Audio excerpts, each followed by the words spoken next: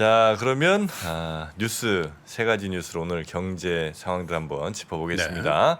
권순우 취재팀장 나오셨습니다. 어서 오십시오. 네, 안녕하세요. 삼프로TV 권순우 팀장입니다. 네, 반갑습니다. 혹시 오기 전에 두 분이 반주 한 잔 하고 오셨어요? 저희가요? 저희가요?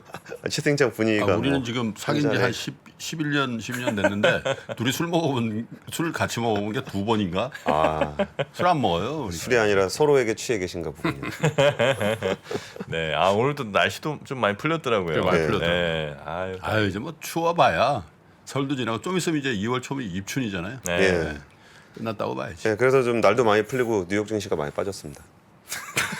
뉴욕 증시 다리가 풀렸나요? 잠깐 보니까 나스닥 2% 가까이 빠졌습니다. 1.96% 정도. 뭘 되게 많이 빠졌어. 많이 올랐잖아요. 기술주가 좀 많이 빠졌고 S&P도 한 1.3, 다우가 0.77 빠졌는데 약간 느낌이 저기래요. 그 미국에서 이제 FOMC 정례회의 좀 기다리고 있잖아요. 네. 그러니까 이제 파월 형님이 또 한 소리 할 것 같은 느낌. 그러니까 눈치 게임 딱 하고 있다가 누가 먼저 빠지냐 하다가 오늘 빠진 게 아닌가 싶어요. 저러 있잖아요. 친구들하고 막 떠들고 놀다가 학생 주임 선생님 오는 거 기다리고 있는데 망 보던 애가 갑자기 떴다 하면은 먼저 쫙 빠져나가면서 눈치 보는 분위기. 한 소리 하는 거 듣고 좀 더 놀아도 되는지 안 되는지를 좀 지켜보고 가자. 그런 느낌이 아닌가 싶어요. 그래서 뉴욕 증시는 조금 밀렸고요. 네. 오늘 삼성전자 실적 발표가 있어요. 오늘이요? 네. 근데 그렇군요. 실적은 당연히 안 좋을 거고 오히려 컨퍼런스 콜에서 어떤 얘기 할 것인가. 감산? 감산 얘기, 그러니까 두 가지인데요. 그 전망에 대한 부분하고 대응에 대한 부분들이 좀 관심을 받아요. 네. 그러니까 삼성전자 자체는 반도체 시장을 어떻게 보고 있는지랑 그에 따라서 어떻게 대응할 것인지에 따라 그 지난주엔가 인텔 실적 발표했는데 완전 작살났었거든요. 근데 그 천하의 인텔도 저렇게 작살나는 와중에 메모리 반도체 회사들의 대응이 어떤지.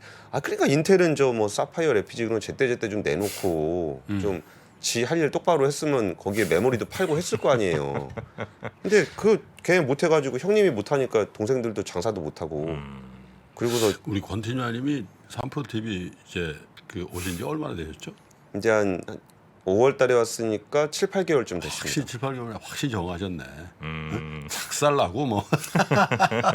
그렇죠. 기사로 요즘도 아주 가끔 공중파 아주 가끔 나가잖아. 네. 그럼 허걱허걱 할 때가 있어. 왜요? 용어 선택에 있어서 이 유튜브화돼 있어가지고. 형님이? 그래요? 그러게요. 저도 이제 옆에 레가시 사람이 깜짝 놀래. 기사 쓸 때는 안 쓰는 표현이긴 합니다. 작살 이런 거. 자연스럽게 합시다. 네. 그 어제 자본시장을 총괄하는 금융당국이 올해 정책 방향에 대한 거를 대통령한테 보고를 했어요. 그래서 윤석열 대통령은 금융시장의 선진화를 위해 직접 금융시장을 발전시킬 필요가 있다라고 코멘트를 했는데요. 직접 금융시장? 여기서 그게 뭐 자본시장이잖아요. 그 얘기를 드리려고 준비했던 문장입니다. 우리가 주목해볼 키워드는 직접 금융시장. 물론 그 앞단에는 뭐 PF 부실부터 해서 뭐 금리 올라갔을 때 서민들 취약계층 어떻게 대응할 것인지, 금리 인상기를 어떻게 대응할 것인지, 뭐 이런저런 얘기들이 좀 있었는데 아무래도 우리가 제일 관심 많이 갖는 부분은 자본시장이다 보니까 직접 금융시장이라는 거는 이제 은행에서 대출 받는 게 아니라 투자자들로부터 직접 자금을 조달하는 주식과 채권 시장 이야기죠. 기존에 발표됐던 정책들도 있었어요. 일단은 배당 정책. 배당 관련해서 요즘 기업들이 연간 실적 발표하면서 배당이나 주주환원 계획 내놓고 있거든요. 네. 근데 보면은 꽤 매력적이에요. 뭐 시가 배당률이 뭐 5% 이렇게 되는 데가 꽤 많아요. 그렇습니까? 예, 그럼 옛날에 뭐 배당 해봐야 뭐 0.5, 뭐 1% 뭐 이러다가 한 4% 넘는 거에다 자사주 소각하고 뭐 그러면은 이게 꽤 괜찮은데? 라고 생각해서 사시면 안 됩니다. 왜냐하면 배당을 받으려면은 지난해 말 기준으로 배당을 주기 때문에 지금 주식을 사봐야 그 배당금을 받을 수가 없습니다. 그렇죠. 예, 그러니까 이게 뭐 배당금이 얼마인지도 모르고 배당주 투자를 해야 되는 이런 깜깜이 정책에 대해서 개정을 하겠다고 밝혔는데요. 이거는 사실 금융이 혼자 할 수 있는 건 아니고 상법상의 배당액을 결정한 이후에 배당을 받을 수 있게 그거를 기준을 하는 거는 그 법무부하고도 합의를 좀 해야 되는 것 같더라고요. 유권 해석이 좀 필요한 것 같아요. 네. 이 정책 하기로 했고요. 또 하나 인상적이었던 건 이건 구체적으로 얘기를 하진 않았는데 유추해 볼 수 있는 게 자료에는 뭐라고 나왔냐면 자사주 취득 처분 목적 등에 대한 공시를 강화하고 이렇게 얘기해 놓으면 뭔 말인지 잘 모르겠죠. 그러니까 여기서 우리가 기대하는 건 뭐냐면 자사주 취득 처분 목적에 대한 공시 강화에 소각이라고 써라예요. 그러니까 자사주를 이렇게 뭐 사면은 뭐 좋은 거다 주주환원이다 그러놓고 그 자사주를 대부분은 대주주의 이익을 위해 활용했던 경우가 많았잖아요. 그렇죠. 그래서 자사주 매입은 우리나라에서는 그다지 호재가 아닙니다. 항상 그거는 오히려 편법적으로 대주주의 지배력을 강화하는 수단으로 사용이 됐기 때문에 자사주를 매입한다라는 것이 주주환원 정책이라기보다 저것도 어디다 쓸라 그래? 라는 것에 대한 의심의 눈초리로 많이 봤었거든요. 네. 근데 요즘 소각의 의미가 조금씩 되고는 있어요. 이번에 현대차가 자사주 1% 소각하기로 했고요. 기아도 5년간 5천억 자사주 매입한다 그랬는데 그럼 2조 5천억 규모잖아요. 일단 올해는 매입한 거 절반 소각하기로 했어요. 왜 절반을 소각하기로 했는지 잘 모르겠어요. 할 거면 다 하지. 그래서 이 부분도 좀 아쉬운 게 있고 SK 같은 경우도 2천억 규모 자사주 매입 작년에 한다고 발표했던 했잖아요. 거 거의 다 매입했으니까 네. 이제 이번 컨퍼런스 콜에서 소각 얘기를 좀 하지 않을까? 기대를. 라는 생각을 좀 해보고 있고요. 네. 삼성전자 같은 경우도 자사주 그때 다 소각을 했었나? 남았나? 옛날에 정확히 잘 그 모르겠네요. 삼성에서 애니콜 등 뭐 이렇게 불량품 있었잖아. 아. 그 소각 그 화형식인가? 튀었죠. 네. 한번 했잖아. 했죠. 자사주 소각을 기념식을 착 하면 어떨까? 아 자사주 굉장히 이렇게, 상징적인. 이렇게 종이로 이렇게 인쇄한 것처럼 이렇게 해갖고 자사주 이렇게 쓴 다음에 다 태워버려요. 결의를 보여주는 거지. 요즘에 그 현물 주권은 발행되지 않고 있습니다. 그런가요? 예, 전자증권은 발행되고 메타버스에서 한번 태우면 하지만 그 소각이 태운다는 의미의 소각 아니라는 거 말씀드렸죠 제가. 네. 아, 이거 몰라서 그런 거 같았어요. 아이 그 자꾸 이러면 또 우리 시청자분 오해하실 수 있단 말입니다. 아, 태운다는 게 아닙니다, 여러분. 네. 네, 말소한다 할 때 그런 아, 소입니다. 예, 정확합니다. 소화기의 소자 아니라는 거죠. 맞습니다. 아, 그게 같은 말 아니에요? 소화기, 네. 소화기의 소는 뭘까요? 소화기의 소와 말소의 소자가 다른 소자입니까? 약간 좀 다를 것 같은데 느낌은. 네, 제작진에서 좀 확인을 좀 해주셨으면 네. 합니다. 모르는 분들 셋이서 얘기해봐야 확인할 수 없으니까. 예. 그리고요. 근데 이게 자사주 관련해서는 얘기가 좀 있어요. 그러니까 좀 자사주 가지고 수합해가지고, 그러니까 내가 자사주를 가지고 이쪽 자사주하고 이게 바꿔가지고 서로 간의 관계를 좀 공고하게 만드는데 자사주가 사용될 수 있는 거 아니냐. 이게 미국에서도 그런 일들이 있긴 있거든요. 근데 이거에 대해서는 대부분 하는 얘기가 삼자 배정 유상증자 하면 된다. 그거는 뭐 그런 핑계를 가지고 자사주를 가지고 딴짓하지 마라 라는 네. 얘기가 좀 나오고 있고요. 여기에 그 스튜어디시 코드 관련한 얘기들 좀 강화하는 부분들이 있고요. 그리고 공모펀드 수수료 체계 합리화, 저는 좀 개인적으로는 공모펀드가 역할을 좀 제대로 해줬으면 좋겠어요. 공모펀드. 예, 우리가 직접 투자 시장에서 주식 투자에 공부 열심히 하고 3프로TV 열심히 보시는 것도 중요하지만 그렇지 않은 분들도 자본시장에 참여할 수 있어야 된다는 생각이 들거든요. 근데 그렇죠. 공모펀드에 대한 신뢰가 너무 좀 낮아진 측면이 있고, 그리고 이런저런 규제 때문에 공모펀드가 제대로 수익을 못 내고 있다면 이런 부분에 대한 규제 합리화는 좀 필요하다고 봅니다. 그리고 개인의 채권 투자에 대한 지원 확대 관련한 얘기가 좀 있었습니다. 그리고 앞에 나온 얘기는 외국인 투자 확대에 위한 정책인데 네. 내용이 뭔지는 별로 이렇게 저희한테 중요한 것 같진 않고, 어쨌든 뭐가 됐든 외국인들도 우리나라 주식 많이 사서 개인이 혼자 끌어왔던 코스피를 좀 지지해줬으면 좋겠습니다. 개인의 채권 투자 확대라는 거는 굉장히 함의가 좀 있는 것 같아요. 왜냐하면 이제 저성장이 그 앞으로 거의 확실해지는 상태에서 지금도 늘고 있습니다. 국가부채 늘 수밖에 없거든. 국가부채 늘 때 그러면 채권을 누가 소화해 줄 거냐, 그죠? 그래서 우리 국민들의 어떤 저변이 이제 넓어지면 정부의 부채가 개인의 자산으로 가고 거기에서 네. 이익이 이자가 이전되는 뭐 그런 것들을 아마 그쵸. 준비해야 될 거예요. 예, 네. 그렇습니다. 왜 자꾸 아니 그 소자 때문에 지금 난리 났어요. 같은 걸 걸? 아니 그러니까 소화기하고 네. 소각 말소하고 그건 같은 이제 없앤다는 뜻이고 우리가 이제 소각할 때 이제 태워 없앤다고 할 때는 그러니까 저 연소의 그 소자는 좀 다른 소자고. 예, 그래서 지금 소각에 두 가지 한자가 있는 거죠. 소각. 소각 하나는 이제 태워서 없애는 거고 하나는 지워서 없애는 거고. 야, 그 저 삐라 수거해서 소각해 버려. 이 소각하고 네. 자사주 소각하고는 각자가 다른 얘기다 이거죠? 소자가 다르잖아요. 소자가 다른가요? 근데 어떤 분이 자, 두 번째 뉴스는요. 쇠고기 소자 아니냐고 그래서 그거 보고 좀 웃었습니다. 작을 소자 아닙니까? 작을 소자. 네. 그 중국이 대중국 반도체 수출 통제 동참 신중해야 경고했습니다. 근데 이 뉴스는 앞단이 있어요. 그러니까 연초에 미국에서 슬쩍 불렀어요. 이게 일본하고 네덜란드하고 슬쩍 불러가지고 야 우리 반도체 수출 장비 통제 중국에다 좀 팔지 말자. 그리고 결과가 공식적으로 발표가 안 됐습니다. 네. 근데 그냥 언론을 통해서 동참하기로 했다. 그래갖고 일본의 니콘, 도쿄일렉트릭, 네덜란드의 ASML이 거기에 동참할 것으로 보인다라는 관측이 나오고 있어요. 근데 이게 사실 좀 만만치 않은 게 일본 반도체 장비 수출이 연간 한 30조 정도 돼요. 그 중에 한 10조 이상이 중국으로 가요. 10조 원. 네, 원 기준으로. 예, 그래서 그쪽으로 가는데 이거를 만약에 안 한다? 그럼 반도체 장비 업체들의 매출 30% 날아간다는 얘기잖아요. 그렇죠. 이게 생각보다 만만치 않은 일이거든요. 그리고 ASML 같은 경우도 전체 매출의 15% 정도가 중국으로 가요. 네. 근데 그걸 동참한다라는 것은 좀 타격이 있음에도 불구하고 그거를 동참할 것 같은 움직임들을 보이는 거예요.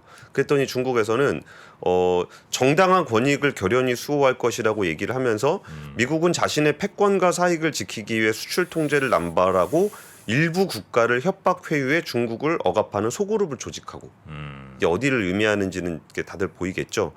경제, 무역, 과학기술 문제를 정치와 무기화하며 시장 규칙과 국제경제 질서를 엄중히 파괴하고 있다.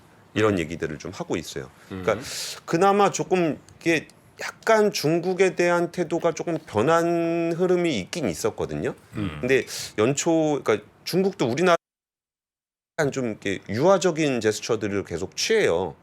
그러니까 이거를 뭐 대놓고 하진 않겠지만 뭐 게임 판호도 좀 열어주고 콘텐츠도 좀 틀어주고 뭐 관광도 좀 열어주고 하면서 유화적인 제스처를 취하는데 그 봄에 미국의 하원 의장 메카시 하원 의장이 또 대만을 방문하려는 계획이 있다는 보도가 있어요. 그러니까 거기는 하원 의장들은 한 번씩 가야 되나 보죠? 그러니까 이전에 안 갔었는데 펠로시 갔잖아. 그러니까 펠로시가 주목을 받으니까 메카시도 나도 한번 해볼까? 그래서 이제 이것도 마오 대변인이 이 중국과 그러니까 대만 문제는 첫 번째 레드라인이다라는 얘기를 조금 또다시 강조를 했어요. 그러니까 이 문제가 사실 중국의 반도체 굴기를 막아준다는 측면에서는 우리에게 유리한 측면이 있기는 한데 우리나라 반도체 회사들도 중국에서 제조를 많이 하고 있거든요. 그러면은 거기에 장비 반입이 안 된다라는 거는 그 미래가 좀 막히는 측면이 있어서 만만치 않은 일이긴 합니다. 근데 이게 그 저는 최근에 그 챗GPT 같은 거 되게 인기가 되게 많이 받잖아요. 네. 그리고 실제로 저도 사용을 해보니까 기초 자료 쓰기에는 괜찮더라고요. 이게 사람이 좀 보완을 좀 하긴 해야 되는데 기초 자료 같은 거 좀 정리해달라 그러면은 그게 번역해가지고 정리해달라 그러면 꽤 괜찮은데 근데 이거를 챗GPT가 잘 되면 누가 잘 될까 그러면 저는 엔비디아 같은 데 잘 될 것 같거든요. 챗GPT 많이 올랐잖아요. 예, 뭐 이것 때문에 올랐는지는 잘 모르겠지만 이게 엔비디아가 그러니까 제공하는 하드웨어 GPU하고 그 GPU에 사용하는 프로그램 툴 쿠다 같은 거를 인공지능 하는 분들 대부분 그걸 써요. 근데 제가 이 얘기를 왜 드리냐면은 이게 GPU가 안 들어가면은 중국에서도 인공지능하기가 굉장히 어려워지거든요. 그러니까 이런 부분들이 이제 중국의 단기적인 측면에서는 분명히 좀 타격을 주는 게 있을 거고, 그리고 뭐 저런 것도 있거든요. 군사위성으로 뭐 이렇게 사진 찍은 다음에 이게 무슨 사진인지 분석하는 것도 사람이 안 하거든요. 근데 인공지능이 이미지 분석해서 하는데 이런 부분들도 이런 그 다양한 수출 규제들이 어떻게 영향을 미칠지를 연초부터 또다시 그 반도체의 통상 전쟁을 다시 지켜봐야 되는 상황으로 좀 이어지고 있는 것 같습니다. 네.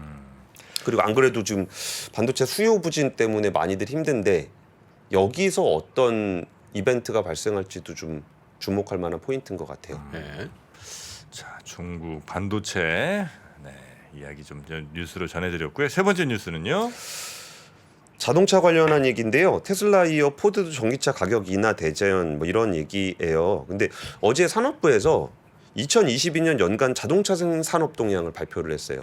근데 연간 수출액이 나왔는데 아이고 숫자 잘 나왔습니다. 이게 연간 자동차 수출액이 16.4% 증가한 541억 달러인데 500억 달러 돌파한 게 역대 최고예요. 아, 그래요? 예. 아, 그러니까 우리 다 합쳐서. 예. 예. 그럼 우리는 그동안 왜 자동차 안 팔린다고 고민을 했던 것인지. 그러니까 언제까지예요? 연간 22년 연간 22년 다 합쳐서 예, 그 중에 수출 단가 높은 친환경차 판매가 늘어나다 보니까 수출액이 좀 늘어난 효과가 있고요. 환율 대수는 효과도 대수. 대수는 대수는 좀 줄었나? 대수를 제가 안 봤는데 네, 수출액 기준이고 대수 15점 몇 프로 오를 정도면 대수는 거의 뭐 비슷하다고 보시면 되겠습니다. 거의 똔똔 치겠네. 이것도 그러니까 달러로 받았으니까 환율 효과도 있을 거 아니에요. 그렇죠. 전기차는 15만 대에서 22만 대로 늘었고 늘었고요. 네. 내연기관은 약간 뭐 줄지 않았을까요? 지금 찾아보려면 좀 시간이 걸릴 것 네. 같습니다. 그래서 이렇게 봤는데 친환경차 판매가 많이 늘었고요. 어떤 차 많이 팔렸는지 그냥 잠깐 보니까 의외로 적어 있습니다. 트레일블레이저. 지금 잠깐 트레일블레이저. 보도자료 잠깐 가지고 왔는데 트레일블레이저가 한국 GM에서 네. 만드는 차거든요. 부평 공장. 전기차예요? 아니에요. 아니요. 아니잖아. 예. 내연기관인데 네. 그 약간 준중형 정도 네. 되는 그 소형 SUV죠, 그죠? 그렇죠. 소형보다 조금 큰 SUV인데 예. 이게 미국으로 수출 엄청 됩니다. 미국 젊은 애들이 많이 탑니다. 이거. 예, 그러니까 미국에서 타는 소형 SUV는 그냥 한국에서 다 만든다고 보셔도 무방할 정도로요. 그래요? 예. 근데 우리나라에서는 별로 인기가 없다 보니까 이게 뭐 얼마나 팔리나라고 좀 실감이 안 나실 수도 있겠지만 트레일블레이저, 그러니까 한국 GM, 그러니까 GM 글로벌에서 소형 SUV를 만드는 핵심 기지가 한국이에요. 그러니까 그 부분은 소비자 단에서 인지하기는 되게 어려운데 산업 단에서는 되게 중요한 의미를 가집니다. 그리고 XM3 같은 경우도 한국에서 뭐 별로 이렇게 SM3 꽤 팔리긴 했지만 그게 엄청나게 큰가라고 생각했을 때 르노코리아의 XM3가 수출가 제일 많이 되는 이거 품목인데 유럽향이에요? 예. 그러니까 유럽 유럽향 그리고 뭐 중동에도 나가고 그러는데 렉스턴 저건 어디로 갑니까? 렉스턴? 이것도 유럽으로 네, 갑니다. 쌍차. 중동 유럽. 그러니까 이게 우리나라 소비 시장에서 잘 인지가 안 되는 부분인데 지역별로 평택이라든지 부평, 부산 경제에 되게 영향 많이 미치는 근데 뭐 차종이에요. 22년 증가율이 GM이 24에다가 쌍차가 62에다가 르노코리아 63이에요? 예. 그러니까 우리가 이제 소비 시장만 바라보게 되고 주식 시장에는 이제 이게 잘 존재감이 좀 약하다 보니까 그렇지. 그런데 여기가 또 우리 한국 경제에는 영향을 많이 미쳐요. 근데 굉장히 좋았습니다. 쌍차 사신 분 그거 좋겠네. 그러니까 쌍차 주가 요새 안 봐가지고 잘 쌍차 모르겠어요. 왜 KG그룹에 샀잖아. 근데 그동안 워낙 안 좋아가지고 그러니까 그것도 토레스인가 뭐것도 잘 팔린다. 토레스가 한참 인기가 좋았는데 그 생산이 영 못 받쳐져 갖고 주문은 아주 많았는데 예. 요번에 이제 코란도 새로 또 나오잖아요. 네, 그것도 아마 인기가 좀 있을 것 같습니다. 예. 시간이 벌써 이렇게 됐네요. 사실 포드가 가격을 좀 낮추기로 했는데 이 가격 낮추는 부분들이 저는 그 자동차 산업에 어떤 영향을 미칠지가 좀 궁금하기는 해요. 2022년은 우리가 우려했던 것보다 훨씬 더 좋았다는 말씀을 좀 드리려고 그러는 거고. 전기차 낮추는 거죠 가격을. 23년에는 조금 안 좋을 것 같은데 자동차 회사들이 가격 인하로 대응을 하고 있는 가운데 그 테슬라 인하를 따라한 거라면 이게 뭐라 그러죠? 황새벽새기 얘기하잖아요. 아니 근데 테슬라는 작년에 엄청 올렸잖아. 그렇죠. 올린 거 낮추는 건데 GM은 올리지도 못하고 내쳐야 돼. 그리고 테슬라는 이익이 많이 나는 회사고. 야 그래 테슬라 일론이 저 스윙패 들고 있는 거야. 그렇죠. 예. 잡아봐 스윙. 딱. 그래도 한번 뭐 어제 낮춰서. 전반적으로 빠지긴 했지만 포드 주가 3% 가까이 하락을 했고요. 이게 올해 자동차 산업에 주는 메시지가 좀 있고 좀 장기적인 측면에서 영향을 주는 자동차 그 2차 전지 산업에 영향을 주는 거를 뉴스가 어제 잠깐 나왔길래 짧게 소개를 해드리면 포스코 케미칼이 삼성 SDI에 10년간 40조 원 양재 공급하겠다. 10년간 예, 40조. 와. 연간 한 4조씩 되는 물량이 그러니까 이렇게 많이 확보를 안 하면 공급 못 받을 거라고 생각하는 거예요. 그러니까 이제 앞으로 전기차 수요에 대해서 장기적인 추세의 변화는 특별히 없을 것이다. 네. 라는 부분들이 있습니다. 뭐 세부적인 얘기는 제가 나중에 따로 앞권으로 하든지 할게요. 오늘 네. 시간이 좀 별로 없네요. 예, 이상입니다. 네. 자, 뉴스함은 이 정도로 정리하고요.